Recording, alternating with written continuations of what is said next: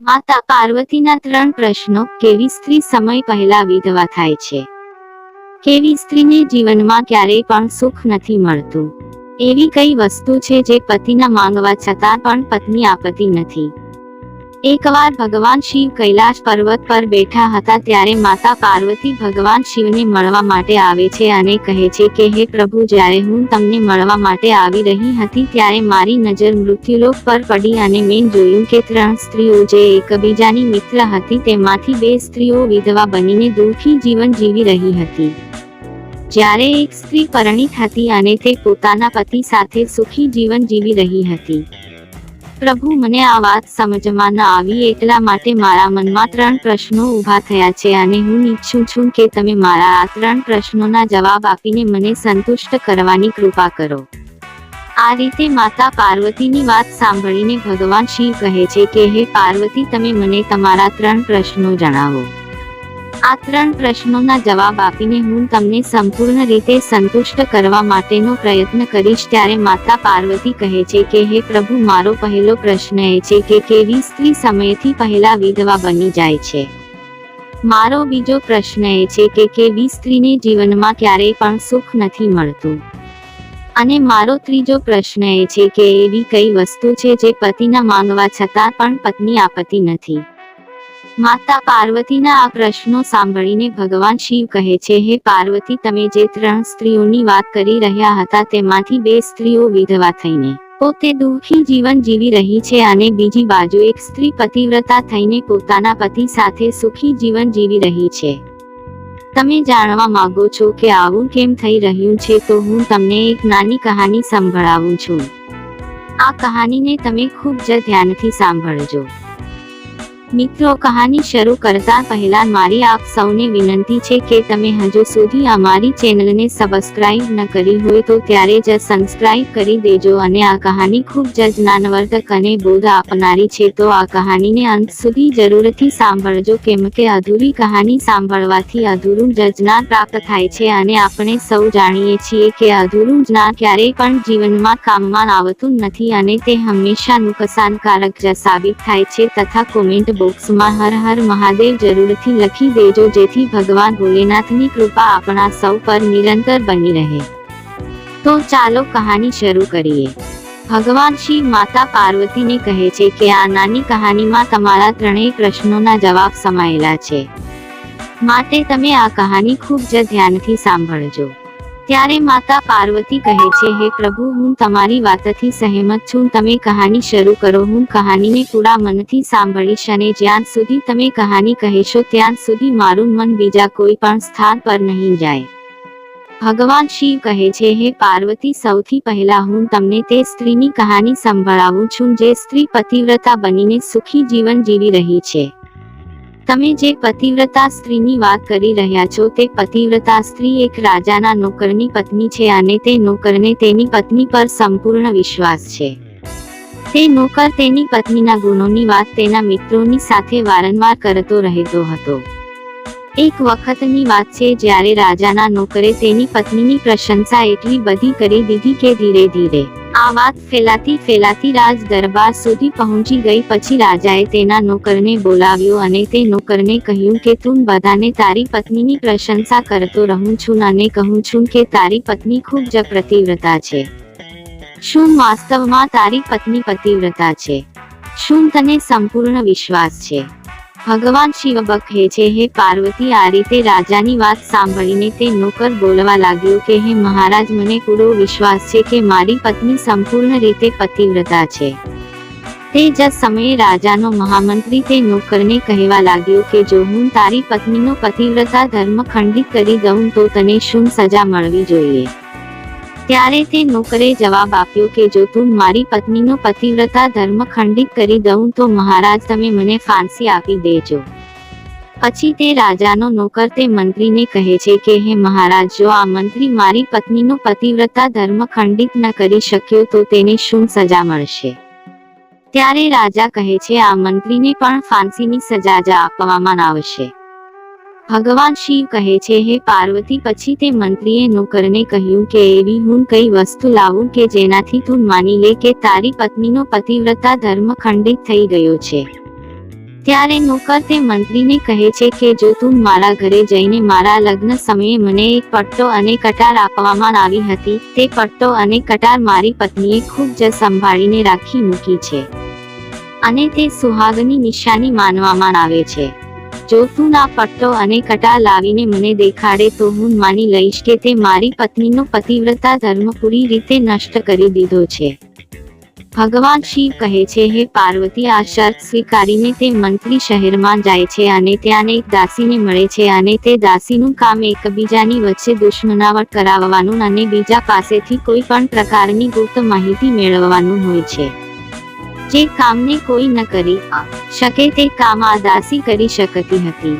પછી તે મંત્રીએ તે દાસીને પોતાના સ્વાર્થ માટે બોલાવી અને તેને કહ્યું કે આ નામનું એક વ્યક્તિ છે અને તેની સાથે મારી શરત લાગેલી છે. અને ત્યારબાદ તે મંત્રીએ તે શરતની બધી વાત તે દાસીને કહી દીધી અને તે દાસીને કહ્યું કે તું કોઈ પણ પ્રકારે આ સ્ત્રી સાથે મારો સંપર્ક કરાવી દે. તારે જેટલું ધન જોઈતું હશે તેટલું હું તને આપીશ.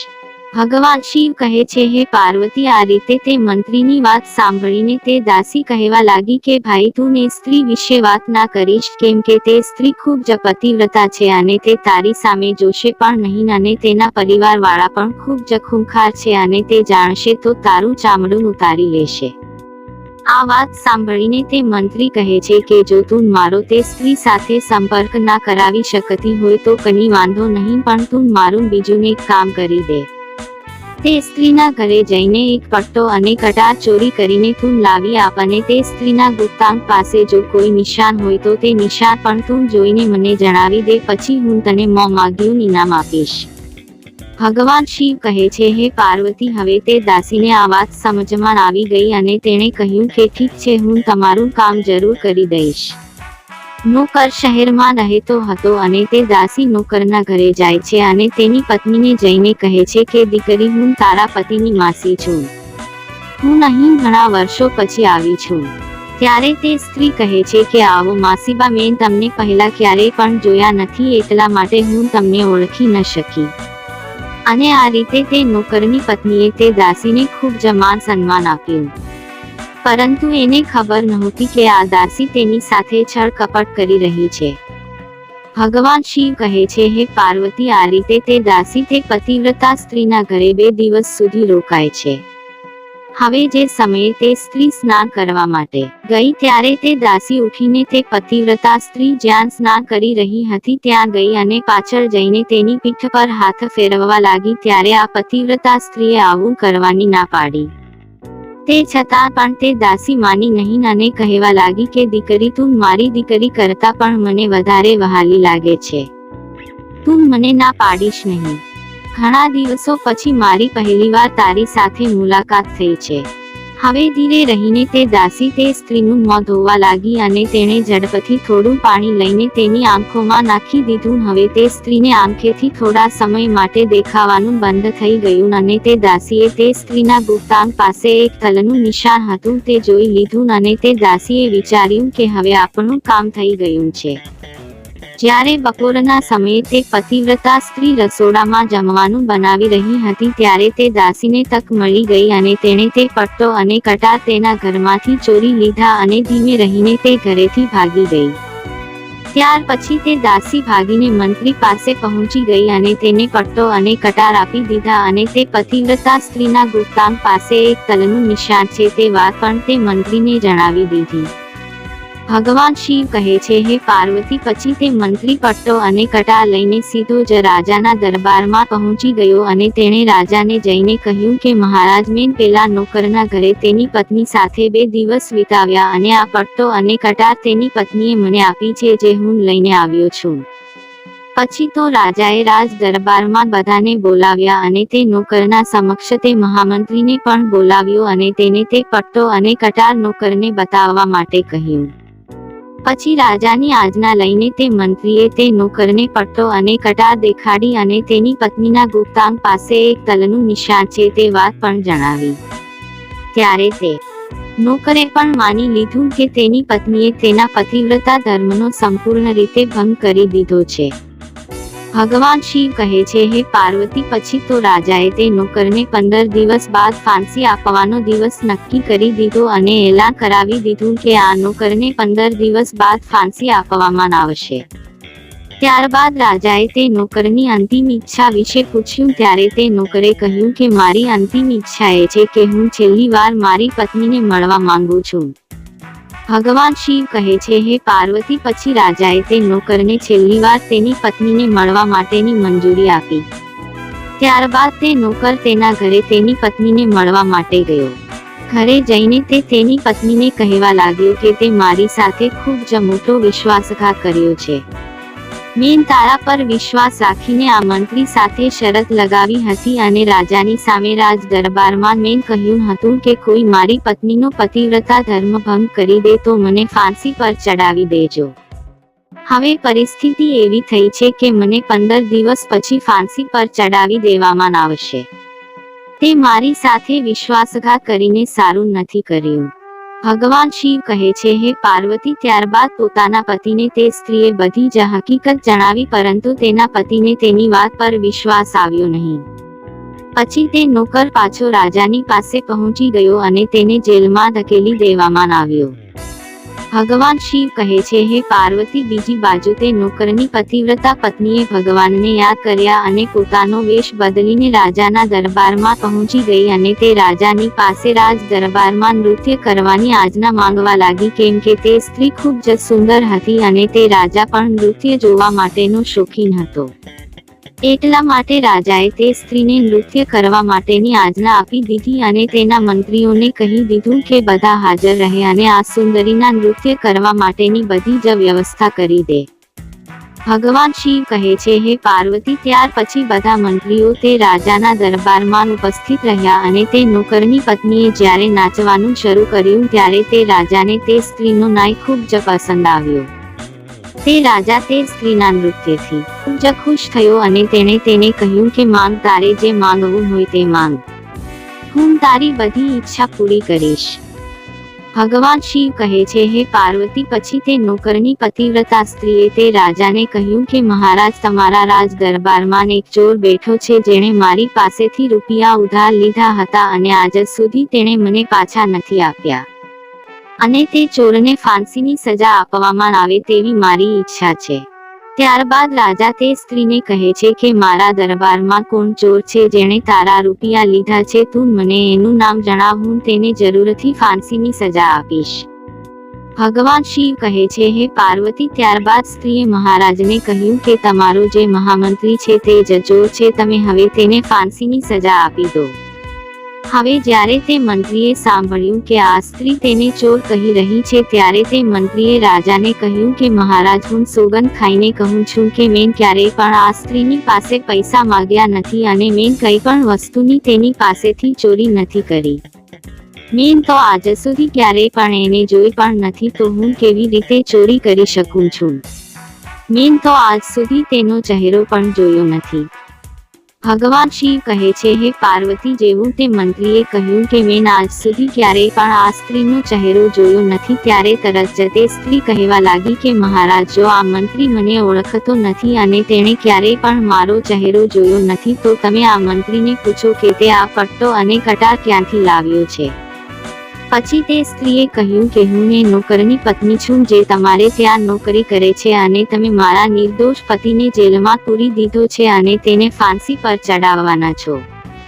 હવે હું તમને સત્ય હકીકત જણાવું છું. તમારા આ મંત્રીએ એક દાસીને મારા ઘરે મોકલી અને તે દાસી મારા પતિની માસી છે એવું તેણે જણાવ્યું અને મેં તેની વાત પર વિશ્વાસ કરી લીધો.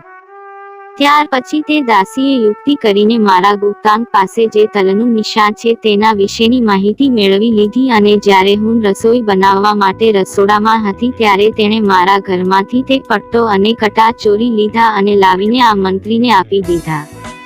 ભગવાન શિવ કહે છે, હે પાર્વતી, આ રીતે રાજાએ તે નોકરની પતિવ્રતા સ્ત્રીની બધી વાત સાંભળી અને રાજાએ તે દાસીને રાજ દરબારમાં બોલાવી. પછી તે દાસીએ રાજાને બધી જ હકીકત જણાવી દીધો અને મંત્રીને ફાંસી પર ચડાવી દીધો.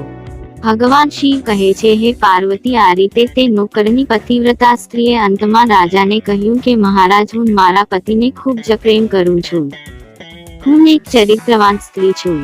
મેં ક્યારેય પણ મારા પતિને નામ લઈને બોલાવ્યા નથી અને હું મારા પતિની ભગવાનના ભાવથી સેવા કરું છું. ભગવાન શિવ કહે છે, હે પાર્વતી, આ રીતે હવે મારી કહાની પૂરી થઈ છે. હવે તમે તમારા ત્રણેય પ્રશ્નોના જવાબ સાંભળો. તમારો પહેલો પ્રશ્ન એ હતો કે કેવી સ્ત્રી સમય પહેલા વિધવા થઈ જાય છે, તો તેનો જવાબ સાંભળો.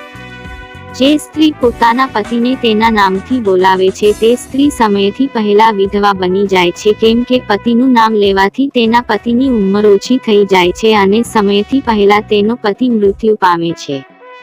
આવી રીતે જે સ્ત્રીઓ પોતાના પતિનું નામ લે છે તે સ્ત્રીઓ સમયથી પહેલા વિધવા થઈને દુઃખી જીવન જીવે છે. ભગવાન શિવ કહે છે કે હે પાર્વતી, તમે જે 3 સ્ત્રીઓની વાત કરી રહ્યા હતા તેમાંથી 2 સ્ત્રીઓ જે વિધવા હતી અને તેમાંથી એક સ્ત્રી જે નોકરની પત્ની હતી તે પતિવ્રતા હતી અને તે ક્યારેય પણ તેના પતિને નામ લઈને બોલાવતી નહોતી, જ્યારે બીજી બાજુ જે 2 સ્ત્રીઓ હતી જે વિધવા હતી અને દુઃખી જીવન જીવી રહી હતી તે હંમેશા તેમના પતિને તેમના નામથી બોલાવતી હતી, જેના કારણે તેમના પતિની ઉંમર ઓછી થતી ગઈ અને તે બંને સ્ત્રીઓ સમયથી પહેલા જ વિધવા થઈ ગઈ અને આજે તે દુઃખી જીવન જીવી રહી છે. એટલા માટે ક્યારેય પણ કોઈ સ્ત્રીએ તેના પતિને તેનું નામ લઈને બોલાવવું જોઈએ નહીં. પછી ભગવાન શિવ પાર્વતી માતાને કહે છે કે તમારો બીજો પ્રશ્ન હતો કે કેવી સ્ત્રીઓને જીવનમાં ક્યારેય પણ સુખ નથી મળતું, તો તેનો જવાબ સાંભળો. જે સ્ત્રીઓ તેમના પતિની આજ્ઞા વિના કોઈ તીર્થસ્થાન પર કે કોઈ ઉત્સવમાં જાય છે ત્યારે તેમના જીવનમાં ક્યારેય પણ સુખ નથી આવતું. એવી સ્ત્રીઓ જીવનભર દુઃખી રહે છે અને તેમને તેમના પતિનો ક્યારેય પણ પ્રેમ નથી મળતો. હવે ભગવાન શિવ કહે છે, હે પાર્વતી, તમારો ત્રીજો પ્રશ્ન હતો કે એવી કઈ વસ્તુ છે જે પત્ની તેના પતિના માગવા છતાં પણ આપતી નથી, તો તમારા પ્રશ્નનો જવાબ એ છે કે તે વસ્તુ ગાળ છે. એક ચારિત્રવાન સ્ત્રી ક્યારેય પણ તેના પતિને ગાળ આપતી નથી. જે સ્ત્રી ગાળો આપે છે તે સ્ત્રી ક્યારેય પણ ચરિત્રવાન નથી હોતી અને એવી સ્ત્રીઓ જીવનભર રડતી જ રહે છે. તેઓના જીવનમાં ક્યારેય પણ સુખનો સમય આવતો નથી અને તેવી સ્ત્રીઓ પણ સમયથી પહેલા વિધવા થઈ જાય છે. આ રીતે ભગવાન શિવના મુખથી પાર્વતી માતા તેમના ત્રણેય પ્રશ્નોના જવાબ સાંભળીને ખૂબ જ સંતુષ્ટ થયા અને તેમણે કહ્યું કે હે સ્વામી, હકીકતમાં જે સ્ત્રીઓ ચરિત્રવાન હોય છે તે ક્યારેય પણ જીવનમાં દુઃખી થતી નથી, કેમ કે તેમના ઘરમાં હંમેશા લક્ષ્મીનો વાસ રહે છે અને તેમના ઘર હંમેશા ધન ધાન્યથી ભરેલા રહે છે અને આવી સ્ત્રીઓ તેમના ઘરને સ્વર્ગ બનાવી દે છે. તો મિત્રો, આ કહાની તમને કેવી લાગી તે કોમેન્ટ કરીને જરૂર જણાવજો અને વિડીયો પસંદ આવ્યો હોય તો લાઈક અને શેર કરજો તથા ચેનલ પર નવા હોય તો ચેનલને સબસ્ક્રાઇબ જરૂરથી કરજો. ફરી મળીશું એક નવા વિડીયો સાથે. જય શ્રી કૃષ્ણ.